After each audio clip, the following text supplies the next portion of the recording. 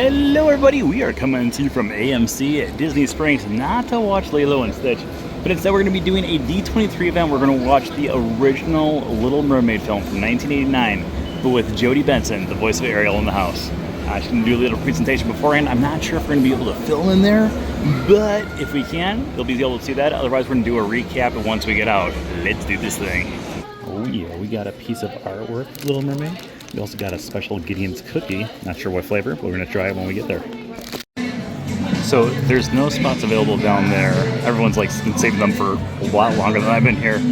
But the presentation will be right here. I got front row at the top, and it's actually great spots. So let's see if they let us film the presentation.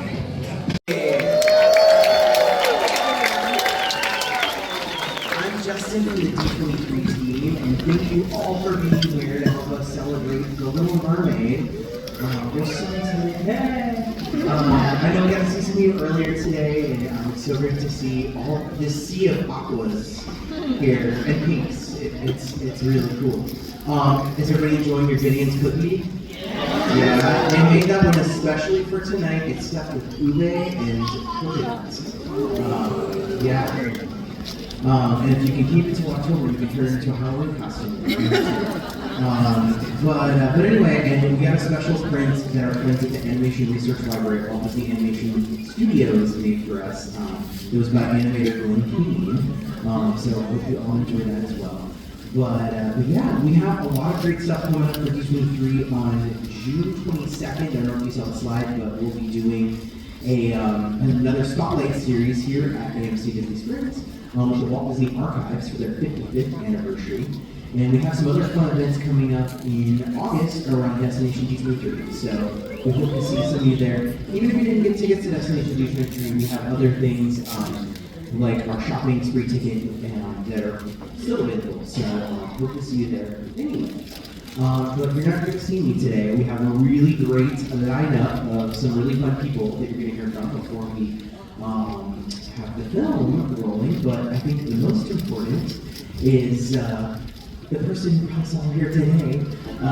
So please welcome the voice of Ariel, Disney legend, Jodi Benson.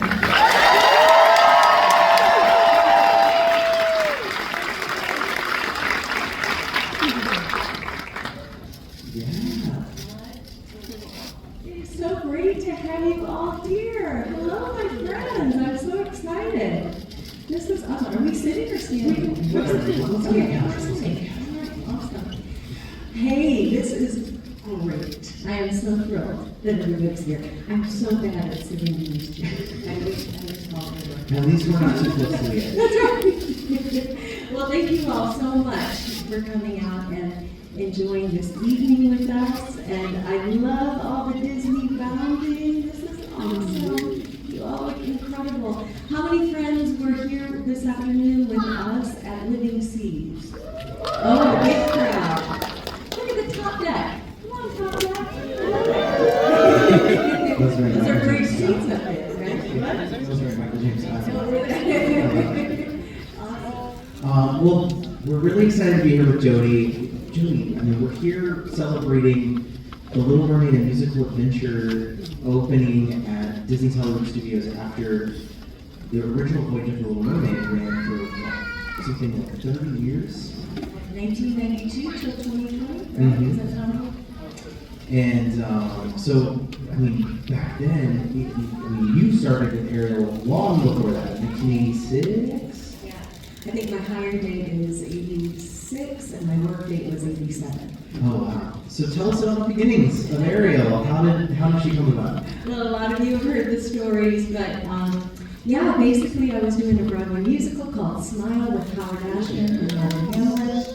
And yeah, 10 people saw it. I love that.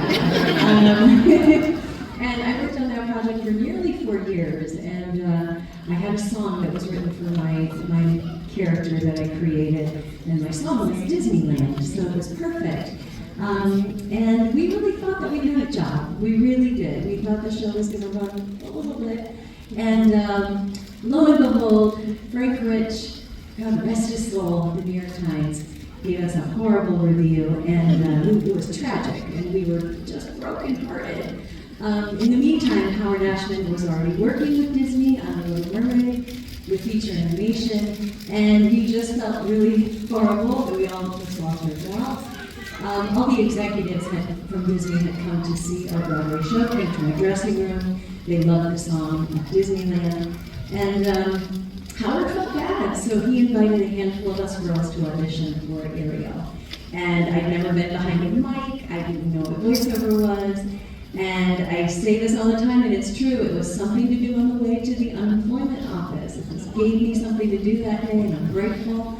So I went to this audition with an old-fashioned reel-to-reel, push press, play, record at the same time.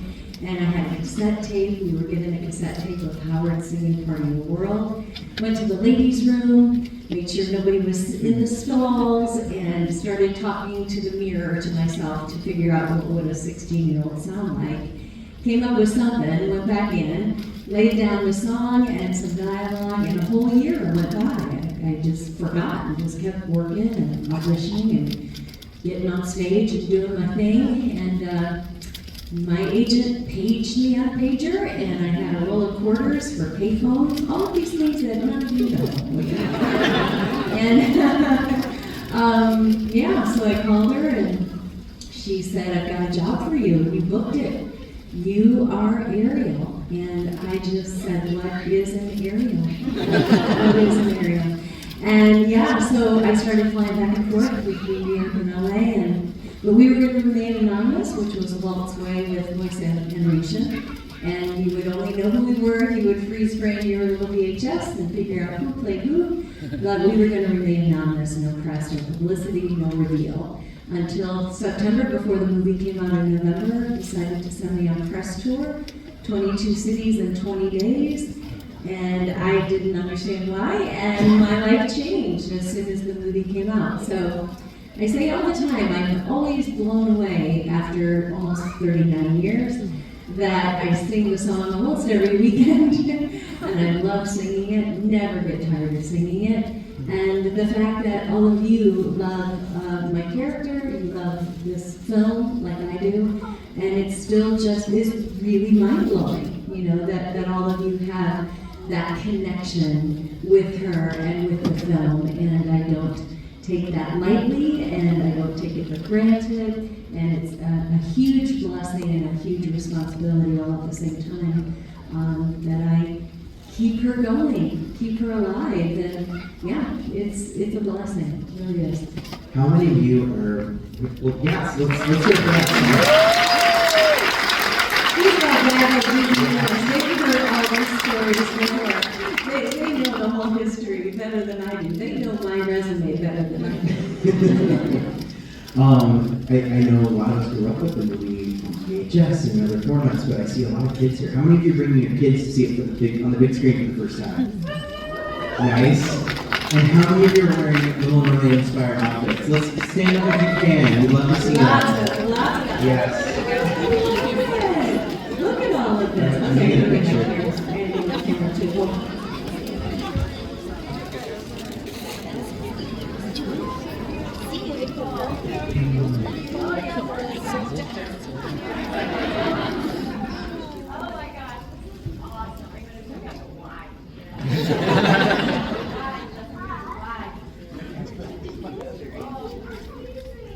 So cool. I mean, what an impact.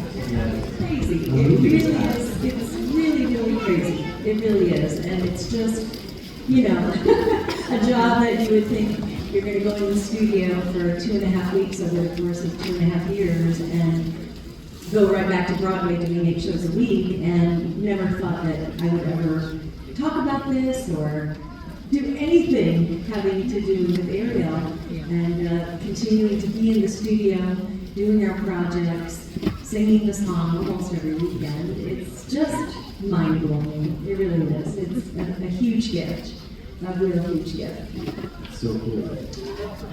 Well, both of those years you've gotten to visit her a few times and had some other really fun characters, but over the years, has there been anybody that you've gotten to work with on the film that you've remained friends with? Well, we've lost a lot of our cast members, and which is, really heartbreaking. But I'm really good friends with Glenn Keane and Mark Penn, both of my animators, and they're just... who did the concept art that you're all holding. That's right, Yes. that's right. So Glenn and his family, Mark and his family were wonderful friends.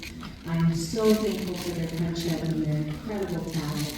And just how they brought Ariel to life. And Glenn would say, you know, Ariel was just a tiny little thumbnail sketch on a page until I walked into the studio, and he had told Disney he was never going to do a princess, never going to animate a princess. And as soon as he found out that I was cast and he read this story and saw this script, he's like, I have to do Ariel. And he was in that recording studio with a Walkman, you know, recording me and sketching and just really bringing her to life. And he'll say, Ariel was never born until you walked into the studio the first day. And the first time we got behind the mic, he's like, I knew exactly what she was going to look like and how we were going to create her. So it's a real team effort. And it's a beautiful, beautiful process of animation. It was fun to learn while I was doing it because, of course, I didn't know what the heck I was doing and never done anything like that. So it was just a great learning experience for me. Wow. Well, we don't have a lot of time to dive into history today, so I'm going to give y'all some homework assignments. 2 Don Juan documentaries on Disney+. One is Waking Sleeping Beauty. Yes, you must see that. And the other is Howard. Yes. Have you ever seen Waking Sleeping Beauty? Find that.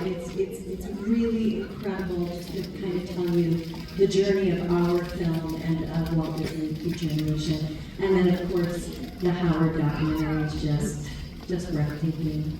You know, his brilliance. And my goal and my honor is every time I sing the song is to pay tribute to him and to keep his legacy alive. That's really what's important to me. Well, I think you're doing that by spreading positivity in the world and the legacy that you've left behind with this movie and so many projects after. Thanks, Justin. We are the fan club here, and I know earlier we got to chat a little bit about, you know, the fans and how much they mean to you over the years. Do you have a favorite fan interaction or all of my fan interactions are amazing. I love to hear everyone's story. I love to know what feelings and emotions they have the first time they saw the film, and when I sing the song and what that brings up in them. And it's a trigger for memory, you know. Where were you the first time you saw the film? What were you wearing? What did your bedroom look like? Who in your family saw the film with you? Who did you play with in the pool when you played Ariel? And all of these elements, but the stories just are mind-blowing, you know, how children have learned how to speak that were nonverbal. I have a huge, huge fan base on the spectrum of incredible individuals on the spectrum, and how they relate to Ariel, feeling that they need to be heard, their voice needs to be heard, they want to be seen, they want to be valued. I also have a huge following in the LGBTQIA plus community that I adore, and again, finding their voice, finding how they can, you know, be who they are authentically and vulnerable and real. And it's just amazing, you know, to me, how many people connect to my character and then indirectly connect to me. And so I get to be a little piece of your story, of your life story. And it's such a privilege. It really is a privilege for me. And not to be cheesy, but I get to be a little bit part of your world and your journey. And again, I take it very seriously, and it really does matter to me. This isn't my job, you know. This is who I am. This is the essence of who I am. So when I'm representing my character in our film and within the company, it has great value to me. So these wonderful, wonderful people in these communities that feel unseen, I just am privileged that I can let them be heard. let their voice be heard, and let them feel counted and valued.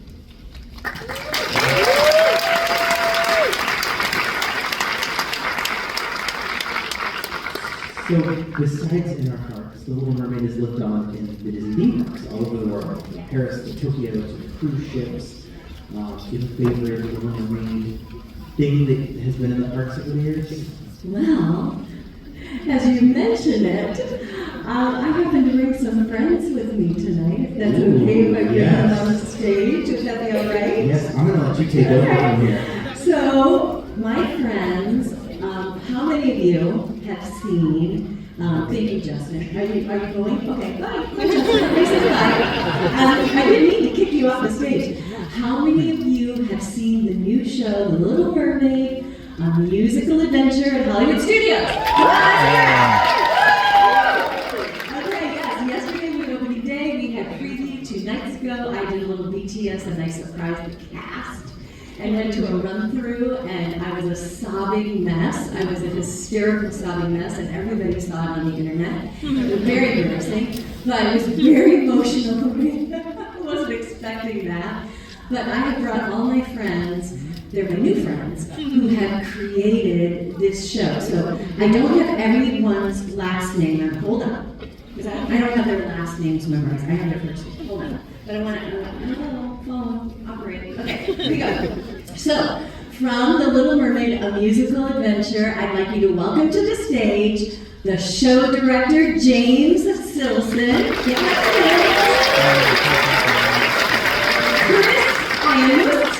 Our puppetry director, Katrina Nina Rick, the senior visual media creative producer. The principal visual effects designer. Alexander LaFrance, the art director. And last but definitely not least, little princess Sarah Schmidt, the concept artist and illustrator. Come on. All right, my friends, you guys have a seat. I'm actually not going to sit, okay? I just feel like I want to stand up. I don't want to, because I want to be able to see all your faces. So we're just going to get rid of that chair that you never saw. Okay.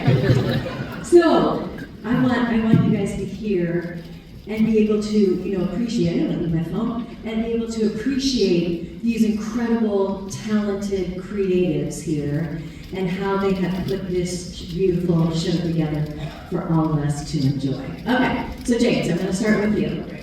Okay, so what makes this show so special? And this timing is it's perfect. It's perfect for this show right now.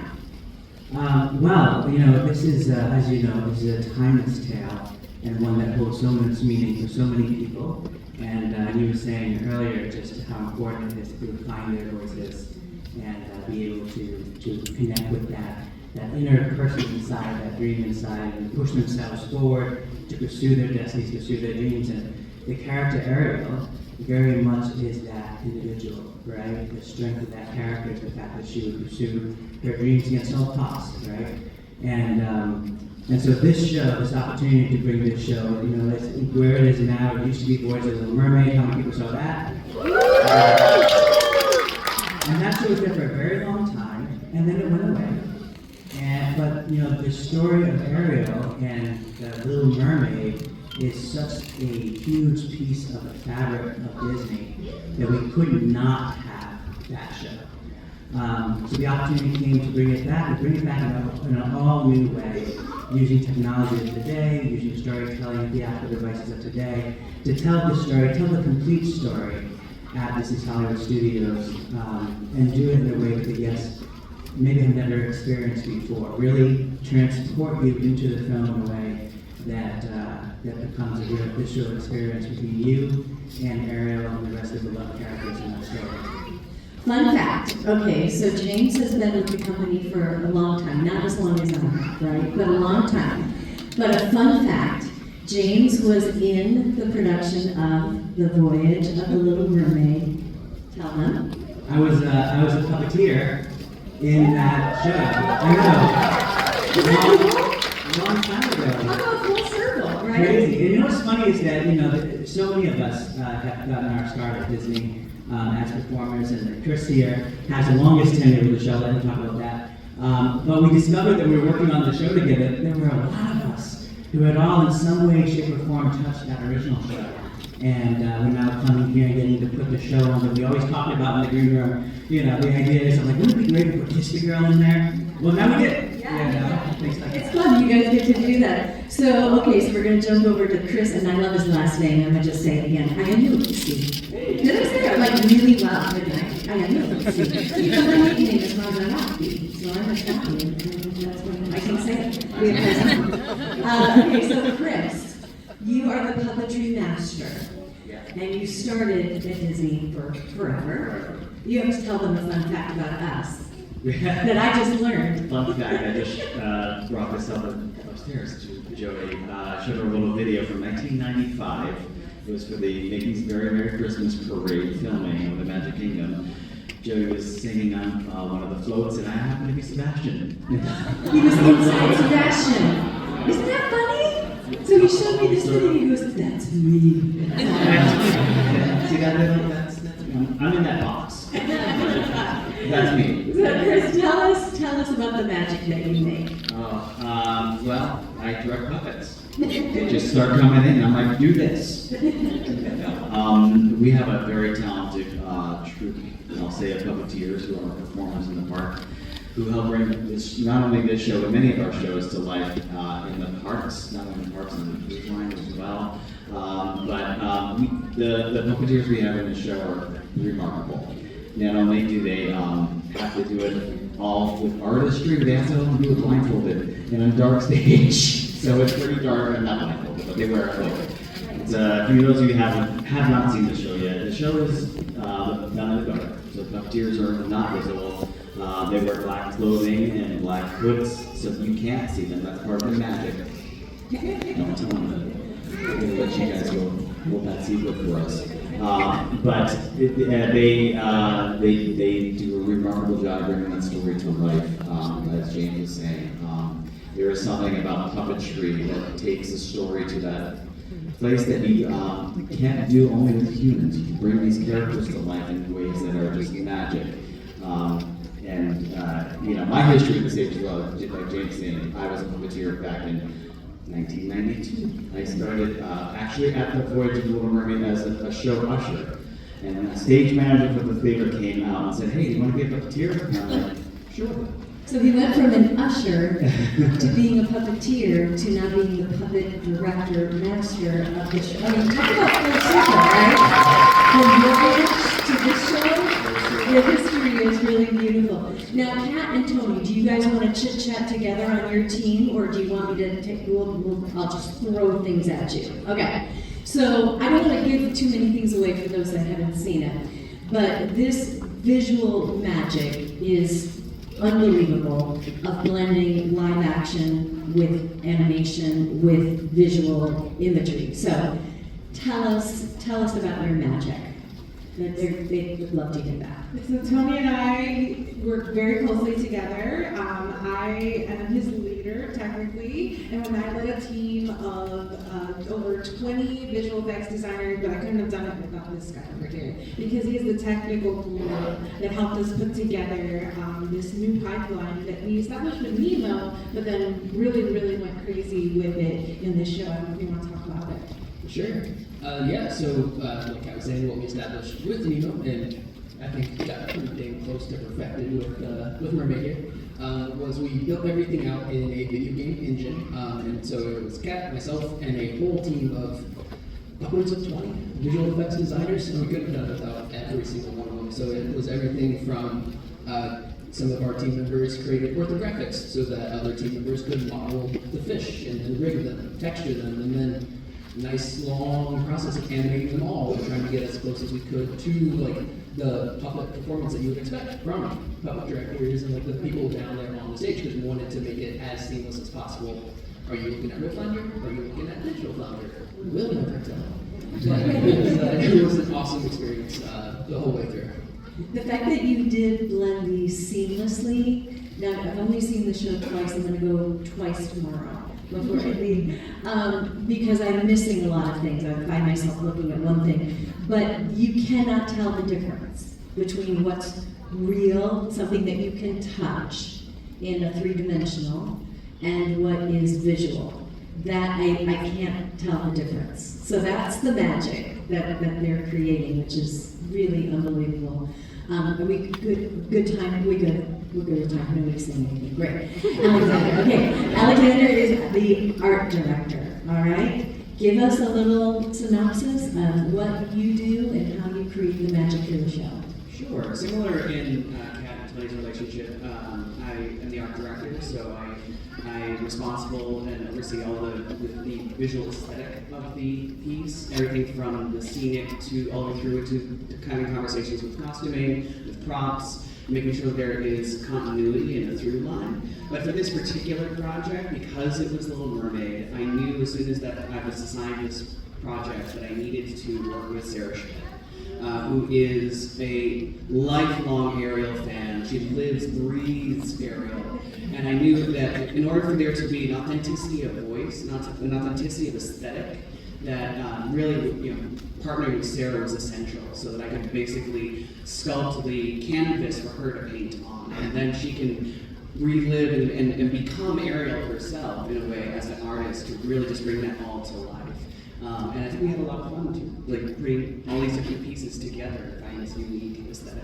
But Alexander, sorry, I'm going to get to you, sir, but that takes a lot of, you have that pursuit of excellence. So you put ego aside as an art director, and you say, I'm in a team effort, and I want the best to have for this product. So you're going to pull somebody in. That's really great. That's wise teamwork, figuring out where everyone's strengths are. And so that was amazing for you to be able to select Sarah. And Sarah is a huge Ariel fan. She has some pretty cool things that are personal for her. Can you share that with the audience? Absolutely, yeah. It always makes me laugh when Alexander tells that story because I would have ended up on this project anyway. I was not going to let this show happen without me.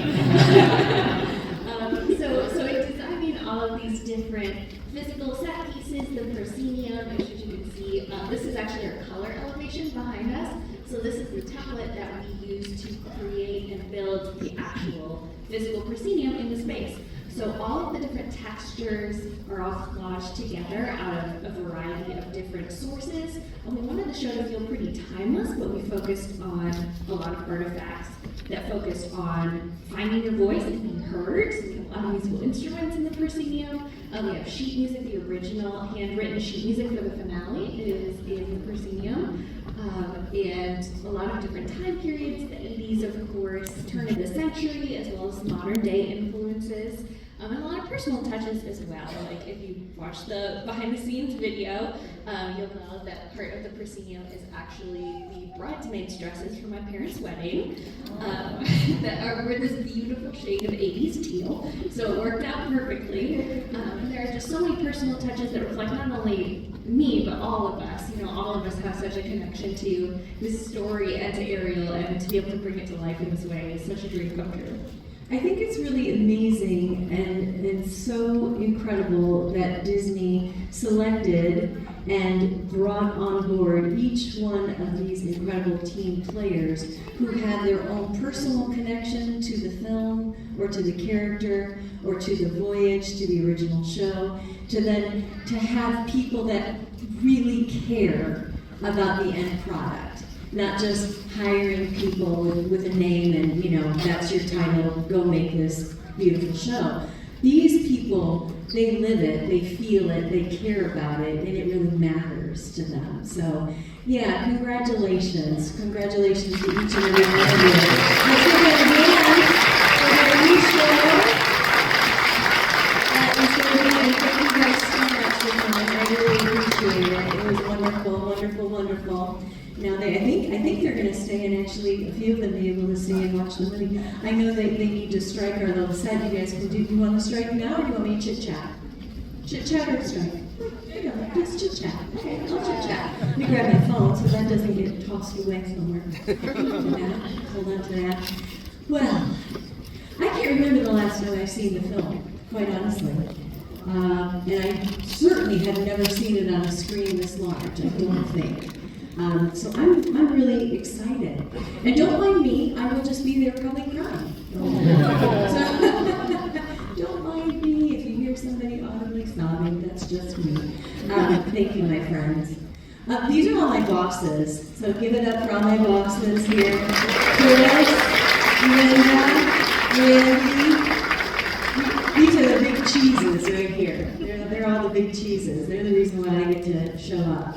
But anyways, I'm really excited to get to see the film with all of you, and that we get to kind of celebrate this together. You know, it's so fascinating to me that this movie still matters to people. It's still just mind-boggling. It really is mind-boggling to me when I meet people on weekends at conventions or symphony concerts or doing a show or whatever, that go this way, yes.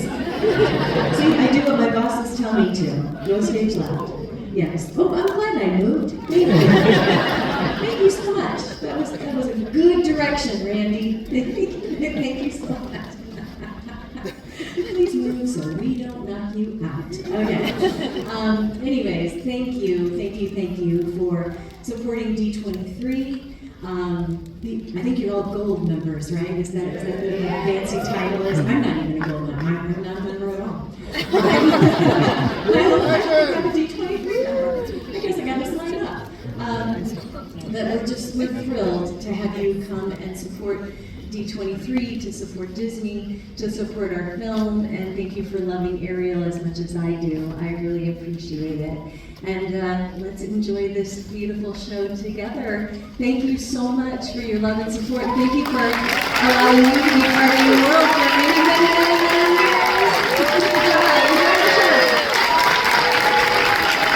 Okay, so I've just gotten back from watching The Little Mermaid with Jodi Benson. That, I mean, I just posted it. You just watched the entire interview as well, but that was just one of the coolest experiences. Like, the pre-show stuff was really cool. It's stuff that, like she even said, we've all heard before. But watching the movie with Jodi Benson in the theater and hearing the voice of Ariel, and when, like, Part of Your World came out, like, the place erupted in applause. It was just a really cool experience. Like, plus, I haven't seen The Little Mermaid in theater since 1989. Like, so it was really cool to see a movie that I grew up with. I mean, if you're around my age, that's your childhood. Like, we grew up with the Disney Renaissance, so watching it on the big screen was a really cool experience, but also having Jodi Benson there was, like, the coolest experience ever. We got our credentials here. Ooh. The cookie, which I've not eaten because I just wasn't in the mood for it yet. And also the special lithograph there, and then on the back it's got the certificate of authenticity. But overall, just a really cool event. Probably one of my favorite D23 events that I've ever done, if not my favorite. It was just a cool experience to watch the movie with someone who was in the movie, and to know how much it meant to them and how much it meant to everyone in the crowd. It was just a cool experience. But that is going to wrap up our video for today. As always, if you're not already subscribed, make sure you subscribe. We'll see you tomorrow for more fun. Until then, ooh yeah.